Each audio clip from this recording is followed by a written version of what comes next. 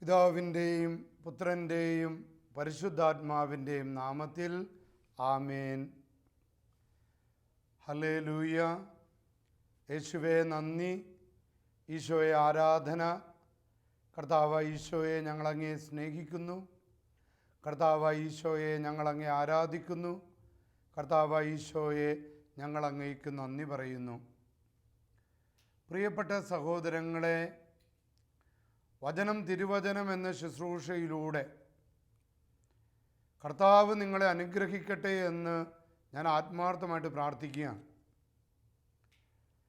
കാരണം വചനം തിരുവചനം എന്ന ശുശ്രൂഷകളിലൂടെ അനേകം വ്യക്തികളെയും അനേകം കുടുംബങ്ങളെയും കർത്താവ് അനുഗ്രഹിക്കുന്നതായി അനേകം പേര് വിളിച്ച് എനിക്ക് സാക്ഷ്യം പറയുന്നുണ്ട്. വചനം തിരുവചനം ശുശ്രൂഷകളിലൂടെ ഓരോ ദിവസങ്ങളിലും നമ്മുടെ ഭവനങ്ങളിൽ കർത്താവിൻ്റെ ആത്മാവ് ഇടപെടുന്നതായിട്ടും അറിയാനായിട്ട് സാധിച്ചിട്ടുണ്ട്.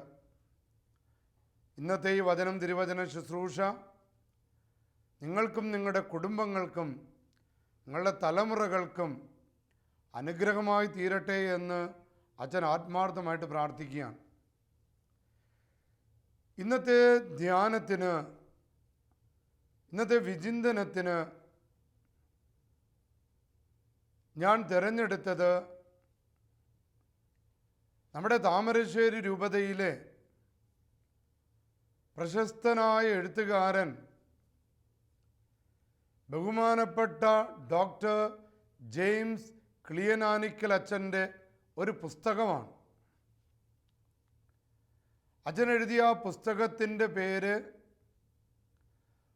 മുറിവിൽ നിന്ന് തിരുമുറിവിലേക്ക്. വളരെ ചെറിയൊരു പുസ്തകമാണ്.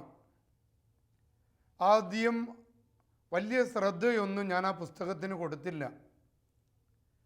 എന്നാൽ വായിച്ചു തുടങ്ങിയപ്പോൾ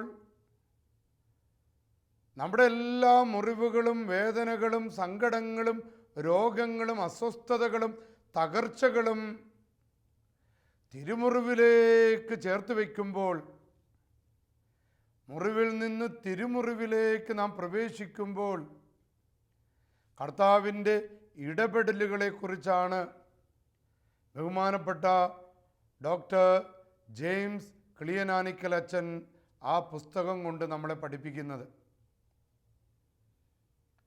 അതിൽ അച്ഛൻ തൻ്റെ ജീവിത അനുഭവം തന്നെ നമ്മളുമായി പങ്കുവയ്ക്കുന്നുണ്ട്.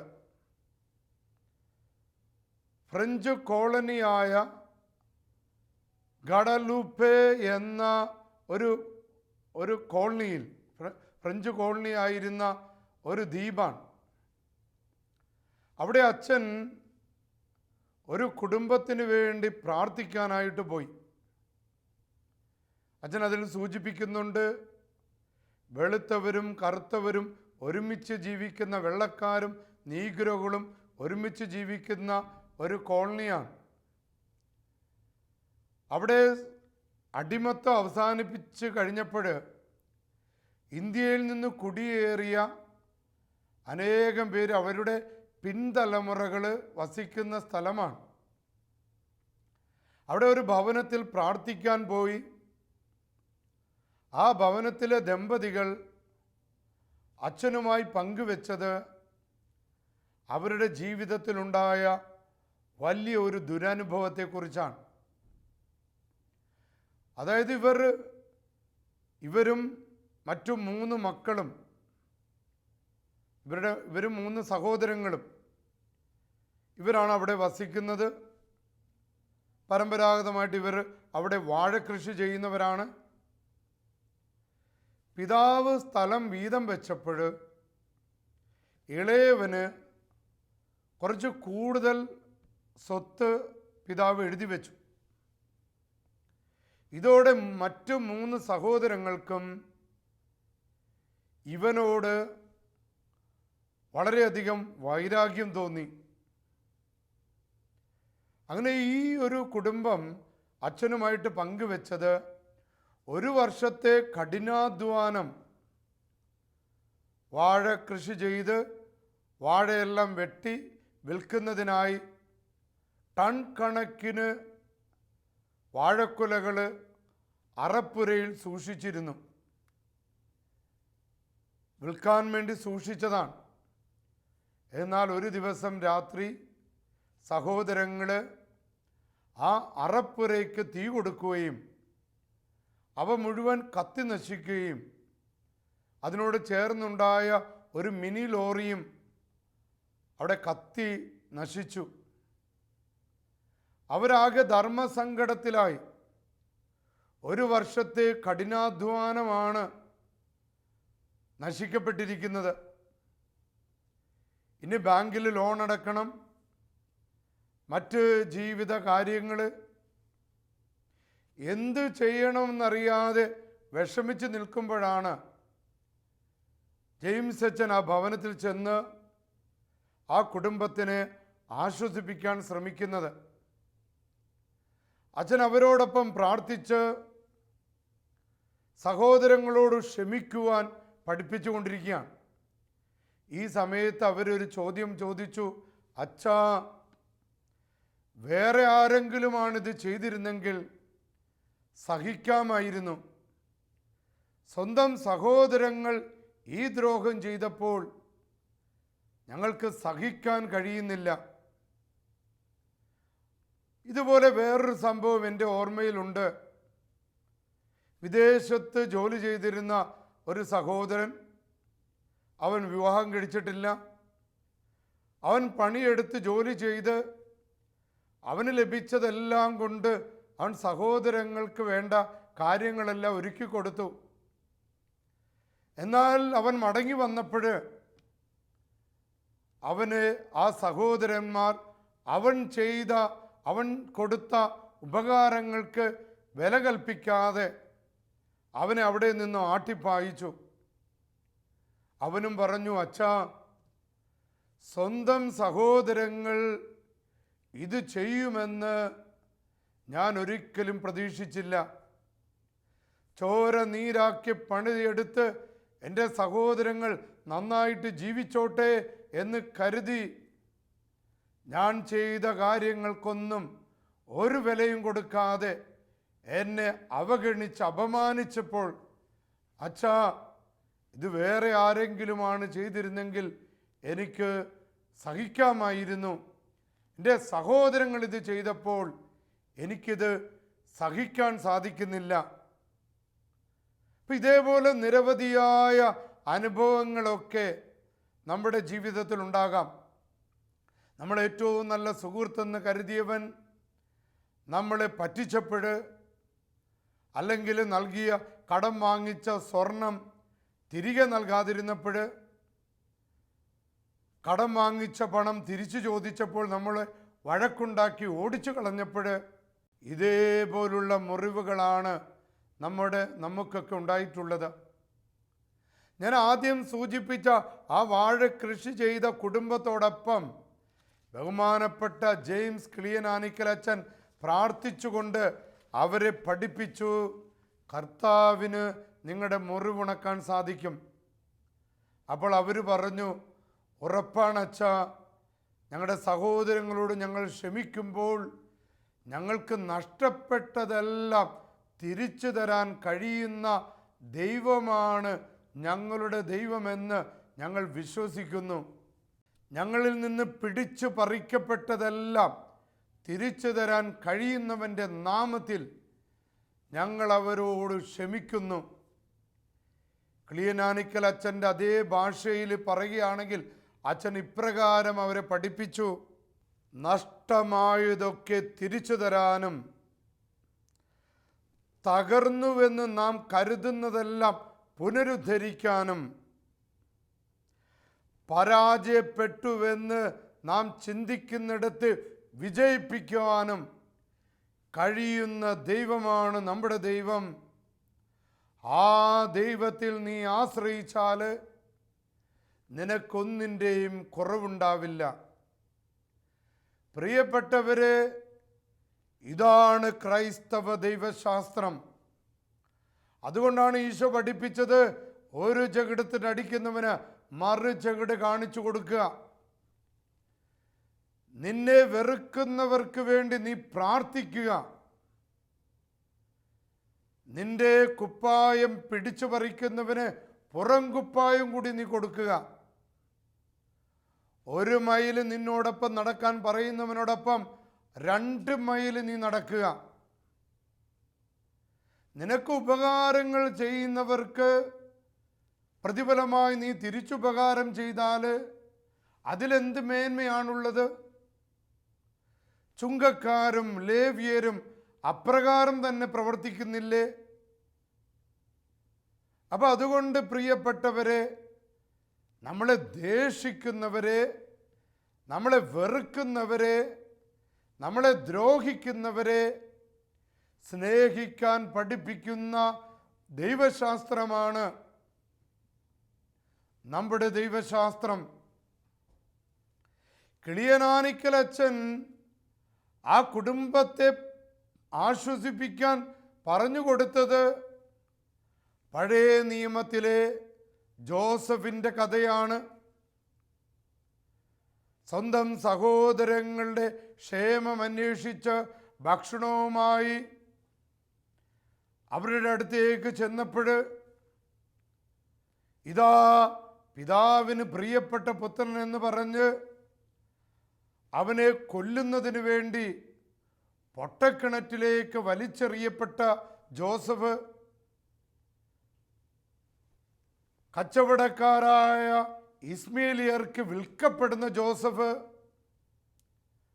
അവിടെ നിന്ന് തടവറകളിലാക്കപ്പെടുന്ന ജോസഫ്, അവസാനം ഈജിപ്തിലെത്തി ജോസഫ്, എല്ലാ ദുരന്തങ്ങളിൽ തൻ്റെ സഹോദരങ്ങളോട് ക്ഷമിച്ചപ്പോൾ, തന്നെ ദ്രോഹിച്ചവരോട് പകയില്ലാതെ ജീവിച്ചപ്പോൾ, ആ പഴയ നിയമത്തിലെ ജോസഫിനെ ദൈവമെടുത്ത് ഉയർത്തുന്ന കഥയാണ് ജെയിംസ് അച്ഛൻ ആ വാഴക്കുല, ടൺ കണക്കിന് വാഴക്കുല നഷ്ടപ്പെട്ട, വലിയ ദുരന്തത്തിലകപ്പെട്ട ആ കുടുംബത്തിനെ ആശ്വസിപ്പിക്കാൻ വേണ്ടി പറഞ്ഞു കൊടുത്തത്. പ്രിയപ്പെട്ടവരെ, ഈ ദൈവശാസ്ത്രമാണ് നമ്മുടെ ജീവിതത്തിലും നമ്മുടെ മുറിവുകൾ ഉണക്കാനും ഉപകാരപ്രദമാണ്. നമ്മുടെ വ്യക്തിപരമായ ജീവിതത്തിൽ എത്രയോ മുറിവുകളാണുള്ളത്. എത്രയോ പേര് നമ്മളെ ഒറ്റപ്പെടുത്തി, നമ്മളെ താഴ്ത്തിക്കെട്ടി, പരദൂഷണം പറഞ്ഞു, സൽപ്പേര് നശിപ്പിച്ചു. നമ്മുടെ കൂടെ ഉണ്ടാകുമെന്ന് കരുതിയവർ എത്രയോ പേര് നമ്മളെ ചതിച്ചു. ഭർത്താക്കന്മാരാൽ വഞ്ചിക്കപ്പെടുന്ന ഭാര്യമാര്, ഭാര്യമാരാൽ വഞ്ചിക്കപ്പെടുന്ന ഭർത്താക്കന്മാര്, വളർത്തി വലുതാക്കിയ മക്കളാൽ ഉപദ്രവിക്കപ്പെടുന്ന മാതാപിതാക്കള്, നല്ല അയൽവാസികളെന്ന് കരുതി നന്മകൾ ചെയ്തപ്പോൾ തിരിച്ചു വെറുപ്പും പകയും ഉപദ്രവങ്ങളും ചെയ്യുന്ന അയൽവാസികള്. ഈ മുറിവുകള് തിരുമുറിവിലേക്ക്, യേശുവിൻ്റെ നെഞ്ചിലേക്ക് ചേർത്ത് വയ്ക്കുമ്പോൾ ആ മുറിവുകളെ വിശുദ്ധമാക്കി തീർക്കാൻ, മഹത്വമുള്ളതാക്കി തീർക്കാൻ, കൃപയുള്ളതാക്കി തീർക്കാൻ നമ്മുടെ ദൈവത്തിന് സാധിക്കും. എന്തുകൊണ്ടാണ് മുറിവുകളെ അഭിഷേകമുള്ളതാക്കി തീർക്കാൻ നമുക്ക് സാധിക്കാത്തത്? നമ്മുടെ മേലുള്ള തടസ്സം എന്താണ്? ജെറമ്യാ പ്രവാചകന്റെ പുസ്തകം 2-ാം അധ്യായം 15-ാമത്തെ വാക്യത്തിൽ ആ തടസ്സത്തെക്കുറിച്ച് പഠിപ്പിക്കുന്നുണ്ട്. വേറെ ഒന്നുമല്ലത്, ജീവജലത്തിൻ്റെ ഉറവിടമായ ദൈവത്തെ മനുഷ്യൻ ഉപേക്ഷിച്ചു. തൻ്റെ സങ്കടങ്ങളിൽ, തൻ്റെ പ്രശ്നങ്ങളിൽ ആശ്വാസമാകേണ്ട ദൈവത്തെ മനുഷ്യൻ ഉപേക്ഷിച്ചു. അതിനു പകരം ആശ്വാസം കണ്ടെത്താൻ മറ്റ് പലതിലേക്കും, മദ്യത്തിലേക്ക്, മയക്കുമരുന്നിലേക്ക്, മറ്റ് സുഖഭോഗങ്ങളിലേക്ക് മനുഷ്യൻ ആശ്രയിക്കുന്നു. അവൻ ജീവജലത്തിൻ്റെ ഉറവിടമായ ദൈവത്തെ ഉപേക്ഷിച്ചു. രണ്ടാമത്തേത്, ഈ ജീവജലം വന്ന് നിറയേണ്ട ഹൃദയം പൊട്ടക്കിണറാക്കി മാറ്റി. പൊട്ടക്കിണറ്റിൽ വെള്ളം നിൽക്കില്ല. ദൈവാനുഗ്രഹങ്ങളും കൃപകളും അഭിഷേകങ്ങളും വചനങ്ങളും കുദാശകളും വന്ന് നിറയേണ്ട നമ്മുടെ ഹൃദയം പൊട്ടക്കിണറാക്കി മാറ്റി. ഈ രണ്ട് കാര്യങ്ങൾ കൊണ്ടാണ് യഥാർത്ഥത്തിൽ നമ്മുടെ മുറിവുകളെ തിരുമുറിവുകളിലേക്ക് ചേർത്ത് നിർത്താൻ നമുക്ക് സാധിക്കാതെ വരുന്നത്. ദൈവമില്ലാത്തവൻ, ദൈവകൃപകൾ സ്വീകരിക്കാത്തവൻ, അവൻ അഹങ്കാരിയായതുകൊണ്ടാണ്, തലക്കനമുള്ളത് കൊണ്ടാണ്, ഞാനെന്ന ഭാവമുള്ളത് കൊണ്ടാണ്.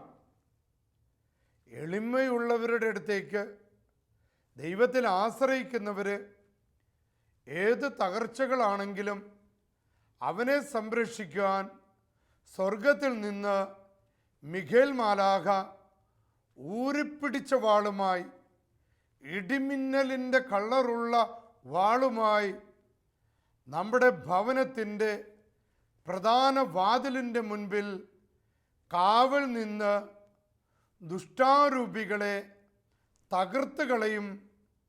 ദൈവജനത്തിനു വേണ്ടി പൊരുതുവാൻ, ദുഷ്ടാരൂപികളെ തകർക്കുവാൻ മിഖേൽ മാലാഖയെയും അവൻ്റെ സംഘത്തെയും ദൈവം അയക്കുമെന്ന് ദാനിയേൽ പ്രവാചകൻ്റെ പുസ്തകം 12-ാം അധ്യായത്തിൽ നാം വായിക്കുന്നുണ്ട്. ഈ ദൈവത്തിൽ ആശ്രയിക്കുന്നതിൻ്റെ ഏറ്റവും വലിയ തെളിവാണ് വേദനകളും ദുരിതങ്ങളും ദുഃഖങ്ങളും വരുമ്പോൾ കൂടോത്രങ്ങളോ മന്ത്രവാദങ്ങളോ ആഭിചാരങ്ങളിലോ ക്ഷുദ്രക്രിയകളിലോ കൈനോട്ടത്തിലോ സർപ്പദോഷങ്ങളിലോ ഒന്നും ആശ്രയിക്കാതെ ദൈവത്തിൽ ആശ്രയിക്കുന്നത്. നമ്മുടെ വിശ്വാസരാഹിത്യമാണ് ഈ തിന്മകളിലേക്കൊക്കെ നമ്മളെ കൊണ്ടുചെന്നെത്തിക്കുന്നത്. നമ്മുടെ ഹൃദയ കാഠിന്യമാണ് യഥാർത്ഥത്തിലുള്ള സന്തോഷം ലഭിക്കുന്നതിന് നമ്മളെ തടസ്സപ്പെടുത്തുന്നത്. യഥാർത്ഥത്തിൽ ദൈവത്തിൽ വിശ്വസിക്കുകയും ദൈവത്തിൽ ആശ്രയിക്കപ്പെടുന്നവനാണ് രക്ഷിക്കപ്പെടുക എന്ന ബോധ്യമാണ് ഇന്ന് നമുക്ക് ലഭിക്കേണ്ടത്. അപ്പോൾ വിശ്വാസികളായി ജീവിക്കാൻ നാം എന്താണ് ചെയ്യേണ്ടത്? ഒന്ന്, ദൈവത്തിൽ അഭയം തേടണം, ദൈവത്തിന് ആരാധന നടത്തണം. രണ്ട്, നീതിനിഷ്ഠയിൽ ജീവിക്കാൻ നാം പരിശ്രമിക്കണം. മൂന്ന്, നമ്മുടെ ജീവിത അനുഭവങ്ങൾ നവീകരിച്ചുകൊണ്ട് മറ്റുള്ളവരെയും ദൈവത്തിലേക്ക് ആനയിക്കുവാനുള്ള ഒരു വിളിയാണ് നമുക്ക് ഓരോരുത്തർക്ക് ലഭിച്ചിരിക്കുന്നതെന്നുള്ള വലിയ നമുക്ക് ഓരോരുത്തർക്കും ലഭിച്ചിരിക്കുന്നതെന്നുള്ള വലിയ ബോധ്യത്തോടു കൂടി നാം ജീവിക്കണം. ദൈവപരിപാലനയിൽ ആശ്രയിക്കുന്നതിൻ്റെ വലിയൊരു തെളിവ് നമുക്ക് പഴയ നിയമത്തിൽ നിന്ന് ലഭിക്കുന്നുണ്ട്. ഏലിയ പ്രവാചകൻ സറേഫാത്തിലെ വിധവയുടെ അടുത്തേക്ക് വരുന്ന ആ ഒരു സംഭവം, അക്കാലത്ത് ആ ദേശത്ത് കടുത്ത ദാരിദ്ര്യമാണ്. നമ്മുടെ ഈ ഒരു കാലഘട്ടത്തിൽ നമുക്ക് ഊഹിക്കാൻ പോലും സാധിക്കാത്ത ക്ഷാമത്തിൻ്റെ ഒരു കാലം. ഏലിയ പ്രവാചകൻ വിശന്ന് വലഞ്ഞ് സറേഫാത്തിലെ വിധവയുടെ അടുത്തേക്ക് വരുന്നു.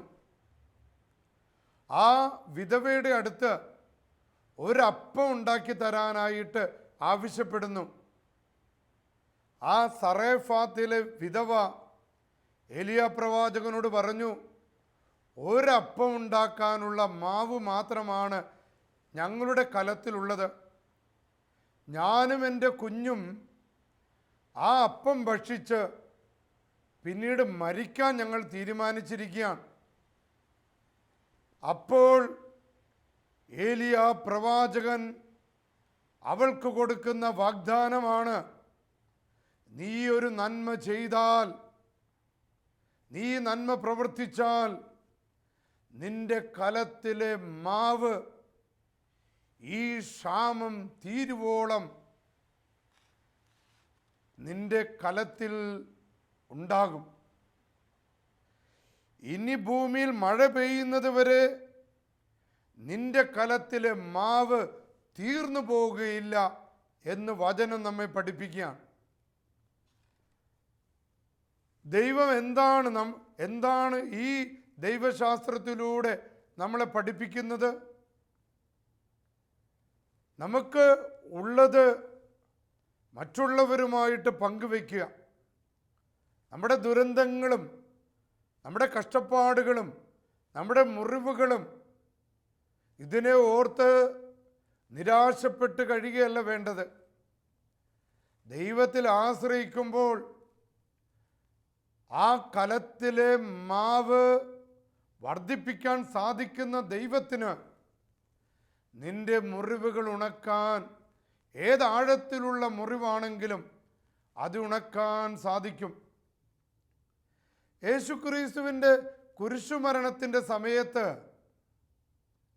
കണ്ണുപൊട്ടനായ ലൊഞ്ചൂനൂസ് എന്ന പട്ടാളക്കാരനെ കുറിച്ചുള്ള പാരമ്പര്യം നാം കേട്ടിട്ടുണ്ട്. ആ ലൊഞ്ചാനൂസ് എന്ന് പറയുന്ന പട്ടാളക്കാരൻ, കണ്ണുപൊട്ടനായ പട്ടാളക്കാരനാണ് കുന്തമെടുത്ത് കർത്താവിൻ്റെ നെഞ്ചിലേക്ക്, വിലാപിലേക്ക് കുത്തിത്തുറന്ന് അവിടെ മുറിവേൽപ്പിച്ചത്. ആ മുറിവിൽ നിന്ന് രക്തമൊഴുകി കണ്ണുപൊട്ടനായിരുന്ന ലൊഞ്ചാനൂസിന് സൗഖ്യം കിട്ടിയതിൻ്റെ ഒരു പാരമ്പര്യം നാം കേട്ടിട്ടുണ്ട്. തിരുമുറിവിൽ നിന്നൊഴുകുന്ന ആ തിരുരക്തത്തിന് നിനക്ക് പ്രകാശം നൽകാൻ സാധിക്കും, നിനക്ക് ഐശ്വര്യം നൽകാൻ സാധിക്കും, നിനക്ക് വിടുതൽ ലഭിക്കാൻ സാധിക്കും, നിനക്ക് രോഗശാന്തി നൽകാൻ സാധിക്കും. നീ ചെയ്യേണ്ടത് ഇത് മാത്രമാണ്. നിന്റെ ഇല്ലായ്മകൾ, നിന്റെ ദാരിദ്ര്യം, നിന്റെ കടബാധ്യത, നിന്റെ ജോലിയില്ലായ്മ, നിന്റെ കല്യാണ തടസ്സങ്ങൾ, നിന്റെ കുഞ്ഞുങ്ങളില്ലാത്ത അവസ്ഥകൾ, നിന്റെ പാരമ്പര്യ രോഗങ്ങൾ, നിന്നെ ബാധിച്ച മാരകമായ രോഗങ്ങൾ, നിന്റെ ഒറ്റപ്പെടലുകൾ, നിന്റെ അകാരണ ഭയങ്ങൾ, നിന്റെ നിരാശകൾ, നിന്റെ പരാജയങ്ങൾ നീ തിരുമുറിവിനോട് ചേർത്ത് പിടിക്കുമ്പോൾ എല്ലാം പുനരുദ്ധരിക്കുവാൻ, എല്ലാം നവീകരിക്കുവാൻ കഴിവുള്ള യേശുക്രിസ്തുവിൻ്റെ തിരുമുറിവിൽ നിന്നൊഴുകിയ തിരുരക്തത്തിന് നിന്റെ ജീവിതത്തിലെ വിശുദ്ധ തൈലമായി മാറുവാൻ കഴിവുണ്ട്. ആ തിരുരക്ത അഭിഷേകത്തിലൂടെ നിന്നെ ബാധിച്ച മാരകമായത് എന്തു തന്നെയായാലും, നിന്റെ ഉള്ളിലേക്ക് കടന്ന എന്ത് കൈവശങ്ങളാണെങ്കിലും, എന്ത് ക്ഷുദ്രക്രിയകളാണെങ്കിലും, എന്ത് കൂടോത്രങ്ങളാണെങ്കിലും, മന്ത്രവാദങ്ങളാണെങ്കിലും, നിന്റെ പറമ്പിൽ നീ കരുതുന്നുണ്ട് പലരുടെയും തകിടുകളൊക്കെ നിന്റെ ഭവനത്തിലുണ്ട്, അതാണ് നിനക്ക് ദോഷം ചെയ്യുന്നതെന്ന് നീ കരുതുന്ന നിമിഷങ്ങളിലും യേശുവിൻ്റെ തിരുവിലാവിലേക്ക് ആ വേദനകളും മുറിവുകളും നീ ചേർത്ത് വയ്ക്കുമ്പോൾ ആ ഈശോയുടെ തിരുമുറിവിന് നിന്റെ വേദനകളും നിന്റെ ആകുലതകളും ഒപ്പിയെടുത്ത് നിനക്ക് സൗഖ്യം നൽകുവാൻ കഴിവുണ്ട്. ദൈവം നമുക്കായി നിശ്ചയിച്ചിരിക്കുന്ന സമയത്ത്, ദൈവം നമുക്കായി നിശ്ചയിച്ചിരിക്കുന്ന കാലത്ത് നിന്റെ കാര്യങ്ങളിൽ ഇടപെടുന്ന ദൈവമാണ് നമ്മുടെ ദൈവം. നിന്റെ തലവേദനകളും നിന്റെ അസ്വസ്ഥതകളും ആ തിരുമുറിവിലേക്ക് സമർപ്പിക്കുക. ഈശോ നിനക്ക് ആശ്വാസമാകും, വചനം നിനക്ക് ശക്തിയാകും, പരിശുദ്ധാത്മാവ് നിനക്ക് അഭയമാകും. കർത്താവിൻ്റെ ശക്തി നിന്റെ കുടുംബത്തിലേക്ക് ഇറങ്ങി വരും. നമുക്ക് പ്രാർത്ഥിക്കാം. കർത്താവ് ഈശോയെ, ഞങ്ങളുടെ മുറിവുകൾ, വേദനകൾ എല്ലാം നിൻ്റെ തിരുമുറിവിലേക്ക് ഞങ്ങൾ സമർപ്പിക്കുന്നു. നിൻ്റെ തിരുമുറിവിൽ നിന്നൊഴുകുന്ന തിരുരക്തത്തിന് എൻ്റെ കുടുംബം നേരിടുന്ന പരാജയങ്ങൾ ഇല്ലാതാക്കാൻ കഴിയുമെന്ന് ഞാൻ വിശ്വസിക്കുന്നു. ഞങ്ങളുടെ ആകുലതകൾക്കും ഉത്കണ്ഠകൾക്കും ഞങ്ങളുടെ അസ്വസ്ഥതകൾക്കും പ്രതിവിധിയാകാൻ ഈ വിശുദ്ധ രക്തത്തിന്, ആ തിരുമുറിവിന് കഴിവുണ്ട് എന്ന് ഞാൻ കരുതുന്നു. ഈശോയെ, ഞങ്ങളെ സുഖപ്പെടുത്തണമേ. ഈശോയെ, മാരകമായ രോഗങ്ങൾക്ക് സൗഖ്യം ലഭിക്കട്ടെ. മാരകമായ അസ്വസ്ഥതകൾ വിട്ടുമാറട്ടെ. ബന്ധനങ്ങൾ അഴിഞ്ഞു പോകട്ടെ. സാത്താൻ കോട്ടകൾ തകർക്കപ്പെടട്ടെ. ജഡികാസക്തികൾ വിട്ടുമാറട്ടെ.